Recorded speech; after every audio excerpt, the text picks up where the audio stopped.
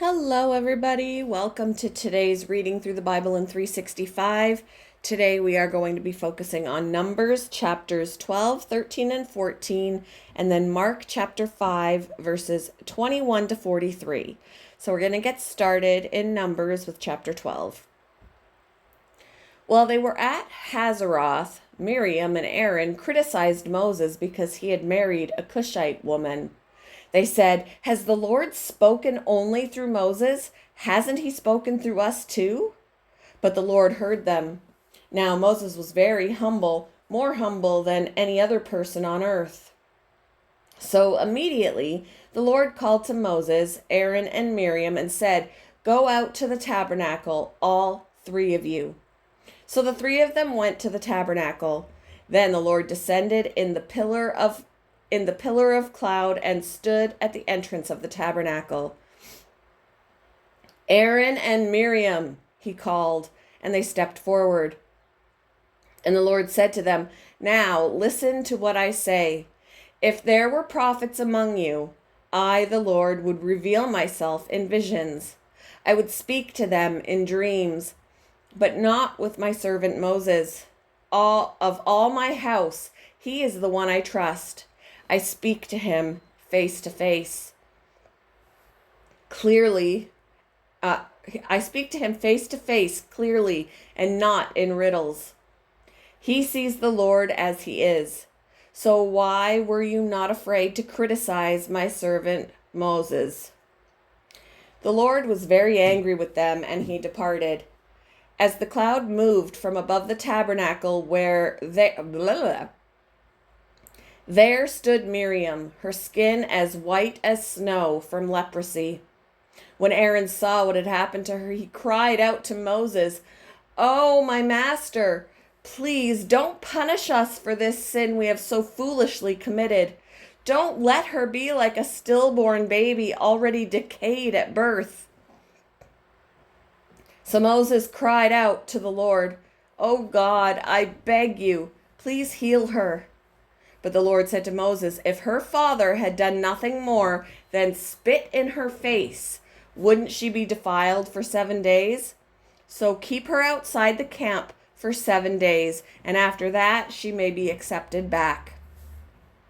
So Miriam was kept outside the camp for 7 days, and the people waited until she was brought back before they traveled again. Then they left Hazeroth and camped in the wilderness of Paran.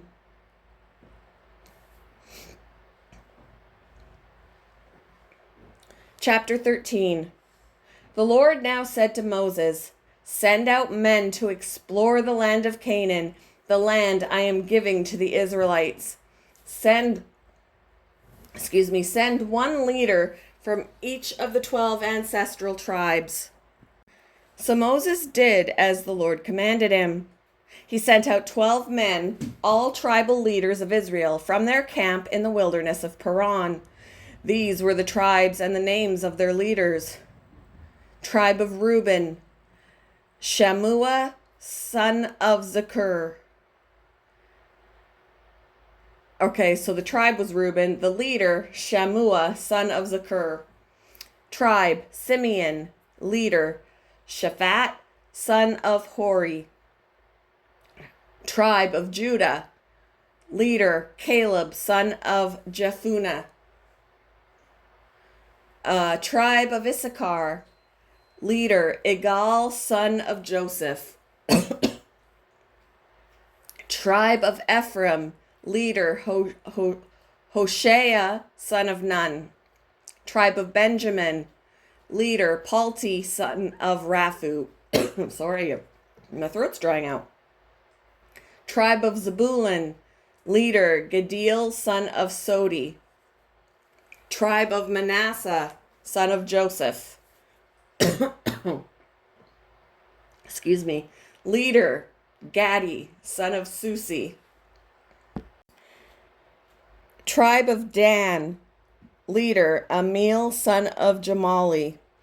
Tribe of Asher, leader, Sether, son of Michael. Tribe of Naphtali, leader, Nabi, son of Voshi.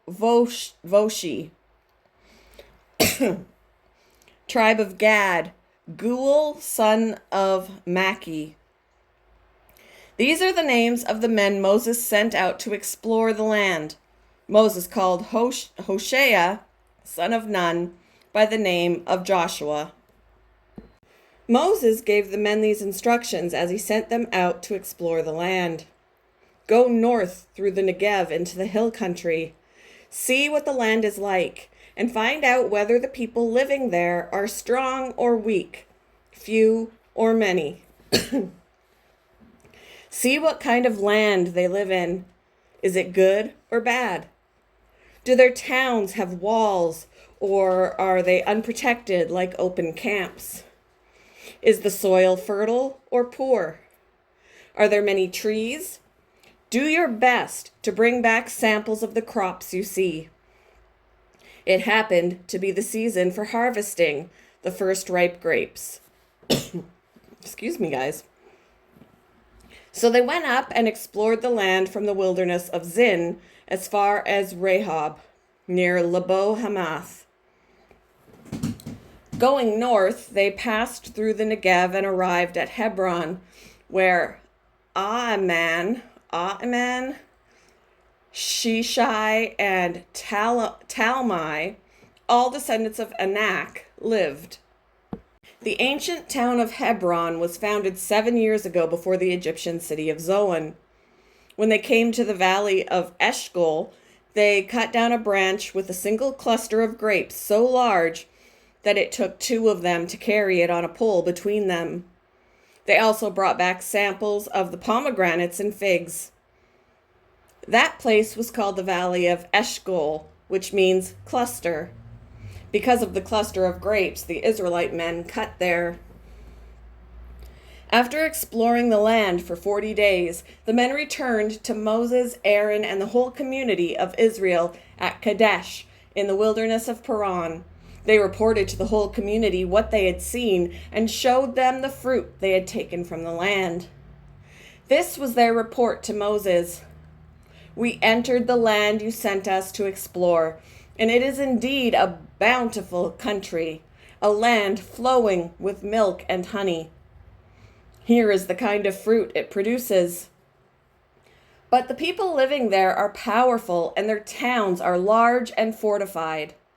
We even saw giants there, the descendants of Anak. The Amalekites live in the Negev, and the Hittites, Jebusites, and Amorites live in the hill country. The Canaanites live along the coast of the Mediterranean Sea and along the Jordan Valley. But Caleb tried to quiet the people as they stood before Moses. Let's go at once to take the land, he said. We can certainly conquer it. But the other men who had explored the land with him disagreed. We can't go up against them. They are stronger than we are. So they spread this bad report about the land among the Israelites. The land we traveled through and explored will devour anyone who goes to live there. All the people we saw were huge. We even saw giants there, the descendants of Anak. Next to them, we felt like grasshoppers, and that's what they thought too. Chapter 14. Then the whole community began weeping aloud, and they cried all night. Their voices rose in a great chorus of protest against Moses and Aaron. If only we had died in Egypt, or even here in the wilderness, they complained. Why is the Lord taking us to this country only to have us die in battle? Our wives and our little ones will be carried off as plunder. Wouldn't it be better for us to return to Egypt? Then they plotted among themselves, let's choose a new leader to go back to Egypt. Then Moses and Aaron fell face down on the ground before the whole community of Israel. 2 of the men who had explored the land, Joshua, son of Nun, and Caleb, son of Jephunneh, tore their clothing. They said to all the people of Israel, the land we traveled through and explored is a wonderful land, and if the Lord is pleased with us, he will bring us safely into that land and give it to us. It is a rich land flowing with milk and honey. Do not rebel against the Lord, and don't be afraid of the people of the land. They are only helpless prey to us. They have no protection, but the Lord is with us. Don't be afraid of them." But the whole community began to talk about stoning Joshua and Caleb. Then the glorious presence of the Lord appeared to all the Israelites at the tabernacle. And the Lord said to Moses, "How long will these people treat me with contempt? Will they never believe me, even after all the miraculous signs I have done among them? I will disown them and destroy them with a plague. Then I will make you into a nation greater and mightier than they are." But Moses objected. "What will the Egyptians think when they hear about it?" He asked the Lord. "They know full well the power you displayed in rescuing your people from Egypt. Now, if you destroy them, the Egyptians will send a report to the inhabitants of this land who have already heard that you live among your people. They know, Lord, that you have appeared to your people face to face, and that your pillar of cloud hovers over them. They know that you go before them in the pillar of cloud by day and the pillar of fire by night. Now, if you slaughter all these people with a single blow, the nations that have heard of your fame will say, 'The Lord was not able to bring them into the land he swore to give them, so he killed them in the wilderness.' Please, Lord, prove that your power is as great as you have claimed. For you said, 'The Lord is slow to anger and filled with unfailing love, forgiving every kind of sin and rebellion. But he does not excuse the guilty. He lays the sins of the parents upon their children. The entire family is affected, even children in the third and fourth generations. In keeping with your magnificent, unfailing love, please pardon the sins of this people, just as you have forgiven them ever since they left Egypt." Then the Lord said, "I will pardon them as you have requested, but as surely as I live, and as surely as the earth is filled with the Lord's glory, not one of these people will ever enter that land. They have all seen my glorious presence and the miraculous signs I performed both in Egypt and in the wilderness, but again and again they have tested me by refusing to listen to my voice. They will never even see the land I swore to give their ancestors. None of those who have treated me with contempt will ever see it. But my servant Caleb has a different attitude than the others have. He has remained loyal to me, so I will bring him into the land he explored. His descendants will possess their full share of that land. Now turn around and don't go on toward the land where the Amalekites and Canaanites live. Tomorrow you must set out for the wilderness in the direction of the Red Sea."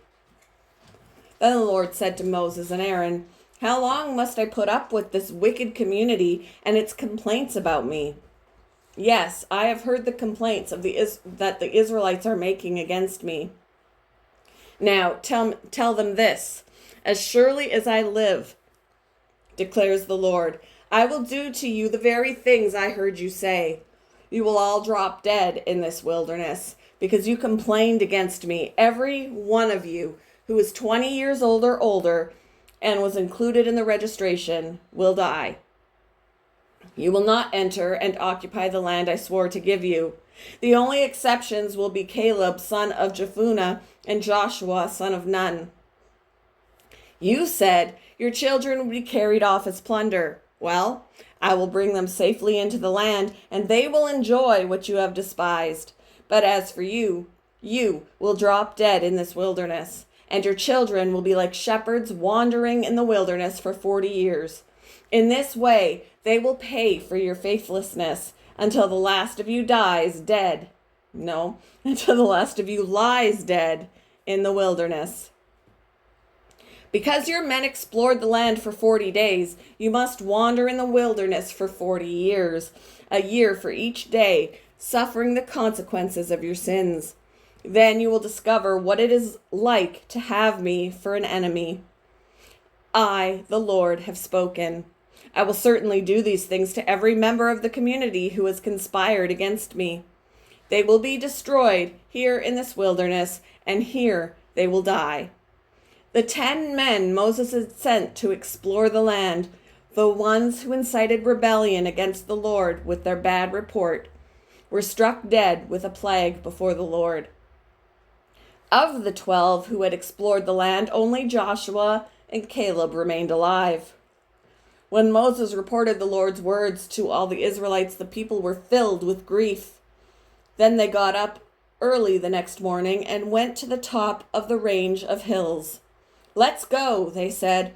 "We realize that we have sinned, but now we are ready to enter the land the Lord has promised us." But Moses said, "Why are you now disobeying the Lord's orders to return to the wilderness? It won't work.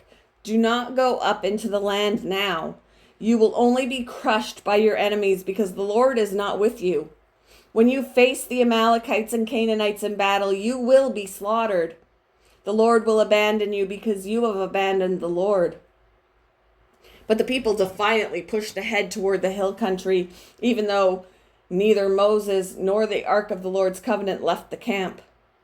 Then the Amalekites and the Canaanites who lived in those hills came down and attacked them and chased them back as far as Hormah. Moving on to Mark chapter 5, verses 21 to 43. Jesus got out into the boat again and went back to the other side of the lake, where a large crowd gathered around him on the shore. Then a leader of the local synagogue, whose name was Jairus, arrived. When he saw Jesus, he fell at his feet, pleading fervently with him. "My little daughter is dying," he said. "Please, come and lay your hands on her. Heal her so she can live." Jesus went with him, and all the people followed, crowding around him. A woman in the crowd had suffered for 12 years with constant bleeding. She had suffered a great deal from many doctors, and over the years she had spent everything she had to pay them, but she had gotten no better. In fact, she had gotten worse. She had heard about Jesus, so she came up behind him through the crowd and touched his robe. For she thought to herself, "If I can just touch his robe, I will be healed." Immediately the bleeding stopped, and she could feel in her body that she had been healed of her terrible condition. Jesus realized at once that healing power had gone out from him. So he turned around in the crowd and asked, "Who touched my robe?" His disciples said to him, "Look at this crowd pressing around you. How can you ask, 'Who touched me?'" But he kept on looking around to see who had done it.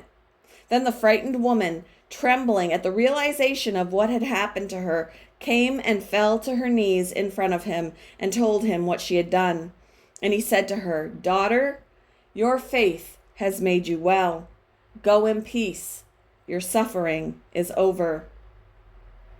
While he was still speaking to her, messengers arrived from the home of Jairus, the leader of the synagogue. They told him, "Your daughter is dead. There's no use troubling the teacher now." But Jesus overheard them and said to Jairus, "Don't be afraid. Just have faith." Then Jesus stopped the crowd and wouldn't let anyone go with him except Peter, James, and John, the brother of James.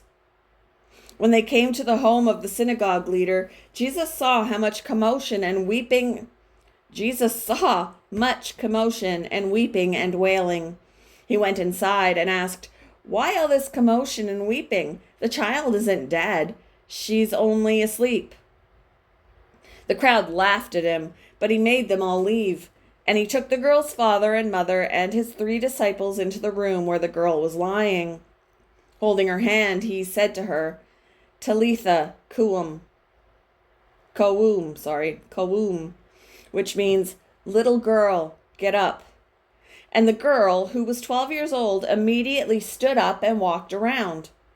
They were overwhelmed and totally amazed. Jesus gave them strict orders not to tell anyone what had happened, and then he told them to give her something to eat. Thank you for joining me for today's Reading Through the Bible in 365. I hope you have all been having a wonderful Wednesday. And I will see you in the next one, guys. Bye.